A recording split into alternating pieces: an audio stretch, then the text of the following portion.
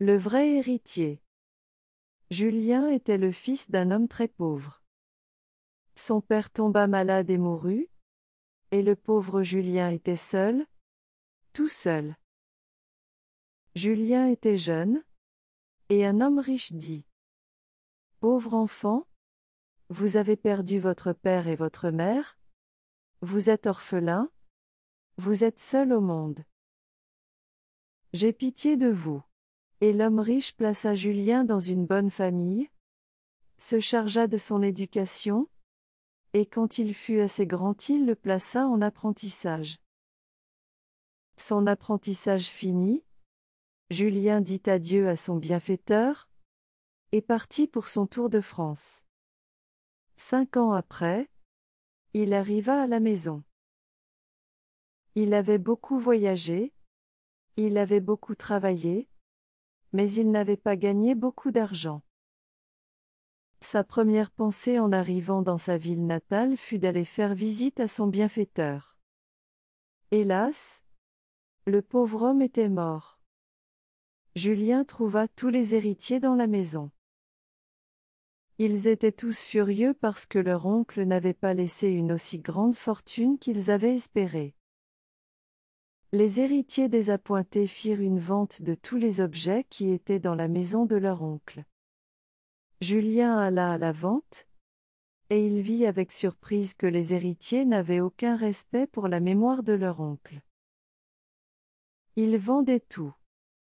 Enfin Julien vit avec indignation qu'ils vendaient même le portrait du pauvre mort. Naturellement Julien acheta les objets que son bienfaiteur avait le plus aimés, et naturellement il acheta aussi le portrait, et il donna tout l'argent qu'il avait au monde pour l'obtenir. Il porta ce portrait dans sa chambre, sa misérable petite chambre, et le suspendit contre le mur par une petite ficelle.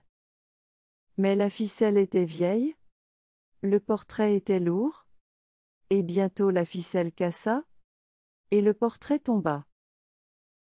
Julien examina le portrait avec soin, et trouva le cadre cassé. Il voulut réparer le cadre, et il vit quelque chose de curieux.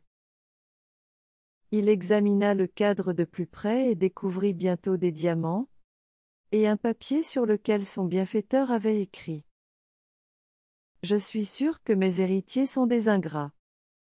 Je suis sûr qu'ils vendront même mon portrait. Ce portrait sera peut-être acheté par une personne à qui j'ai fait du bien. Ces diamants sont pour cette personne. Je les lui donne. Le papier était signé, et personne ne put disputer la possession des diamants à Julien, qui se trouva ainsi le vrai héritier de la fortune de son bienfaiteur. Il était si riche, qu'il pensa aux pauvres enfants de la ville, orphelins comme lui.